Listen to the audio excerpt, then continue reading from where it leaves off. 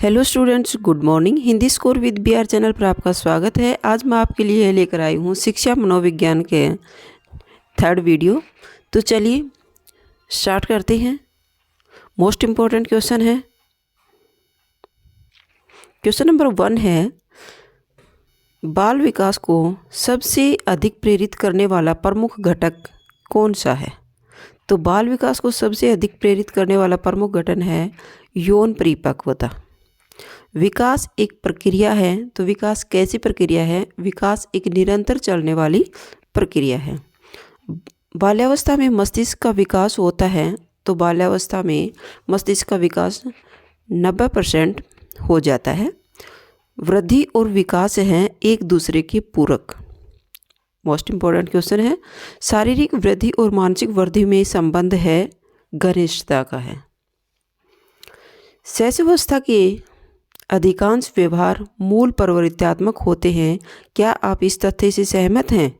हाँ, शैशवावस्था के अधिकांश व्यवहार मूल प्रवृत्त्यात्मक होते हैं, यह तथ्य सही है। 3 से 6 वर्ष तक के बालक प्राय अर्ध सौपनों की दशा में रहते हैं। यह कथन किसका है? यह कथन है थॉर्नडाइक का। शैशवावस्था में सीखने की सीमा और तीव्रता विकास की ओर किसी अवस्था से बहुत अधिक होती है। यह कथन किसका था? यह कथन वॉटसन का था। मोस्ट इम्पॉर्टेंट क्वेश्चन है, शैक्षणिक दृष्टिकोण से जीवन चक्र में बाल्यावस्था से महत्वपूर्ण और कोई अवस्था नहीं है। यह कथन किसका था? यह ब्लेयर, जोन्स और सिम्पसन का था। नेक्स्ट है, बालक को आनंद प्राप्त करने वाली सरल कहानियों द्वारा नैतिक शिक्षा दी जानी चाहिए। यह कथन किसका था? यह कथन था कोलशनिक का। नेक्स्ट है, बालक के समाजीकरण का प्राथमिक स्तर या घटक है परिवार। तीव्र शारीरिक क्रियाशीलता अभिवृद्धि का काल है। तीव्र शारीरिक क्रियाशीलता अभिवृद्धि का काल है बाल्यावस्था का। बाल्यावस्था में विकास को छद्म परिपक्वता का समय किसने कहा है? मोस्ट इम्पोर्टेंट क्वेश्चन, काफ़ी बार पूछा जाता है। बाल्यावस्था में विकास को छद्म परिपक्वता का समय किसने कहा है? रोस ने कहा है। नेक्स्ट है, प्रथम मनोवैज्ञानिक जिन्होंने व्यक्ति को जन्म से ही क्रियाशील एवं सूचना परक्रमणित प्राणी माना है। यह कथन किसका था? जीन पियाजे का था। बालक बुद्धि एवं विकास के मनोसामाजिक विकास सिद्धांत के प्रतिपादक हैं। ये किसने कहा था? ये इरिकसन ने कहा था। नेक्स्ट, बालक के विकास की वैचारिक क्रिया अवस्था है 7 से 12 वर्ष। कितने चरित्र को आदतों का पुंज कहा है? किसने चरित्र को आदतों का पुंज कहा है? सैमुअल स्माइल ने। मनोवैज्ञानिकों ने बाल विकास की किस अवस्था को समूह की आयु कहा है? तो इसमें बाल्यावस्था में बाल विकास की समूह की आयु कहा है, तो इसका राइट रहेगा 2 ऑप्शन। ग्रहणशीलता की भावना बालक में किस आयु में सर्वाधिक होती है? तो ग्रहणशीलता की होती है 7 से 8 वर्ष के बीच। नेक्स्ट है, बोलने व उच्चारण करने की योग्यता शिशु किस आयु में प्राप्त कर लेता है? तो 1 वर्ष तक बच्चा बोलने और उच्चारण करने की योग्यता प्राप्त कर लेता है। सफल एवं प्रभावी शिक्षण के लिए आवश्यक हैं व्यक्तिगत विभिन्नताओं का ज्ञान का होना। प्राथमिक स्तर की शिक्षा में होना चाहिए छात्र की सक्रियता पर आधारित होना चाहिए। प्रारंभिक स्तर की शिक्षा में महत्व देना चाहिए। किसको? तो प्रारंभिक स्तर की शिक्षा में समन्वय को महत्व देना चाहिए। जीवन का सबसे महत्वपूर्ण काल किसे कहा गया है? मोस्ट इम्पोर्टेंट क्वेश्चन है। तो जीवन का सबसे महत्वपूर्ण काल शैशवावस्था को बताया गया है। नेक्स्ट क्वेश्चन भी मोस्ट इम्पोर्टेंट है भाई, काफ़ी बार पूछा जाता है। 20वीं शताब्दी को बालक की शताब्दी किसने कहा? 20वीं शताब्दी को बालक की शताब्दी किसने कहा था? क्रो ने। किस मनोवैज्ञानिक ने बालक विकास का वैज्ञानिक विवेचन प्रस्तुत किया है? तो यह है पेस्टालोजी ने। पेस्टालोजी मनोवैज्ञानिक ने बालक विकास का वैज्ञानिक विवेचन प्रस्तुत किया है। कोल ने संवेगात्मक विकास का अनोखा काल किस अवस्था को कहा है? तो कोल ने संवेगात्मक विकास का अनोखा काल शैशव अवस्था को कहा है। नेक्स्ट है वंशानुक्रम का क्या अर्थ होता है। वंशानुक्रम होता है जन्म से संबंधित विकास, तो इसका राइट रहेगा फर्स्ट ऑप्शन।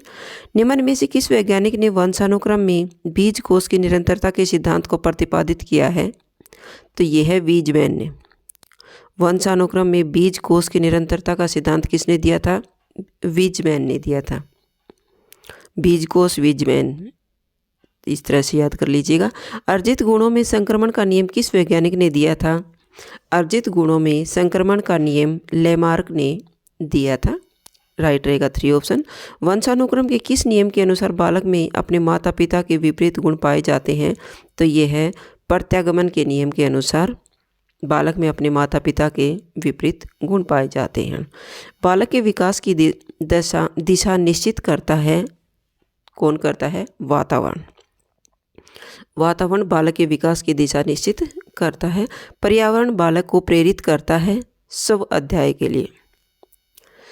केलोग ने वातावरण का प्रभाव बच्चों के मानसिक शील गुणों पर पड़ता है का अध्ययन करने के लिए जिस पशु को प्रयोग में लिया था वह था लंगूर। निम्न में से कौन मनोवैज्ञानिक वंशानुक्रम की अपेक्षा व्यक्तिगत के निर्माण में वातावरण का प्रभाव अधिक नहीं मानते, यह था स्किनर ने कहा था वातावरण वह वस्तु है जो व्यक्ति के प्रेरकों के निश्चित प्रत्येक वस्तु को प्रभावित करता है। तो ये एनास्टसी का कथन था। बुद्धि के विकास में वंशानुक्रम की अपेक्षा वातावरण का प्रभाव कहीं अधिक पड़ता है, यह मत किसका था, कैडोल का था। ये किसने कहा था, कैडोल ने कहा था। उचित सामाजिक और सांस्कृतिक वातावरण नहीं मिलने पर मानसिक विकास की गति धीमी हो जाती है, यह मत किसका था, गॉर्डन का था। पर्यावरण के तत्व कौन कौन से होते हैं, पर्यावरण में प्राकृतिक और सामाजिक वातावरण लिया जाता है या माना जाता है। मनोवैज्ञानिक पर्यावरण के अनुसार इदम का आधार किसे मानते हैं, इदम का आधार, सुख को इदम का आधार मानते हैं, कौन, फ्राइड। समुद्र में तैरते हुए हिमखंड से मन की तुलना किसने की है, फ्राइड ने। मोस्ट इंपॉर्टेंट क्वेश्चन है, काफ़ी बार पूछा जाता है। शरीर का आरंभ जिस कोष से होता है वह क्या कहलाता है, वह संयुक्त कोष कहलाता है, ये भी मोस्ट है। संयुक्त कोष किस क्रम में आगे बढ़ता है, संयुक्त क्रम 2, 4, 8, 16 और 32 इस क्रम से बढ़ता है, तो ये रहेगा राइट 4 ऑप्शन। स्त्री और पुरुष दोनों के कोषों में कितने गुणसूत्र होते हैं, तो 23 गुणसूत्र होते हैं और टोटल 46 होते हैं, तो राइट रहेगा 4 ऑप्शन। किस नियम के अनुसार बालक अपने माता पिता के विशिष्ट गुणों का त्याग करके सामान्य गुणों को ग्रहण करते हैं, इसमें होता है प्रत्यागमन का नियम। नेक्स्ट है किस नियम के अनुसार माता पिता द्वारा अपने जीवन काल में अर्जित किए जाने वाले गुण उनकी संतान को प्राप्त करता है, वह था संक्रमणता का नियम, वह था संक्रमण का नियम, और जो विपरीत करता है वो प्रत्यागमन का नियम होता है। किस नियम के अनुसार जैसे माता पिता होते हैं वैसी ही संतान होती है, तो उसमें समानता का नियम होता है। किस नियम के अनुसार बच्चे अपने माता पिता की सच्ची अनुकृति नहीं होते, उसमें होता है भिन्नता का नियम। अधिगम प्रक्रिया का आधारभूत पक्ष हो सकता है कौन सा, निरंतरता का। निम्न में से किस प्रवृत्ति के कारण बालक अधिगम पर अपना ध्यान केंद्रित करने में असमर्थ होते हैं, इसमें होते हैं अन्वेषण की प्रवृत्ति के अनुसार।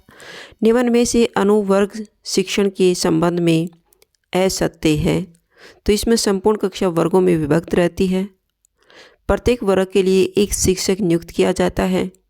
शिक्षक प्रकरण संबंधी समस्या प्रस्तुत करता है, यह एक उपचारात्मक शिक्षण विधि है, तो असत्य है इसमें पॉइंट 3।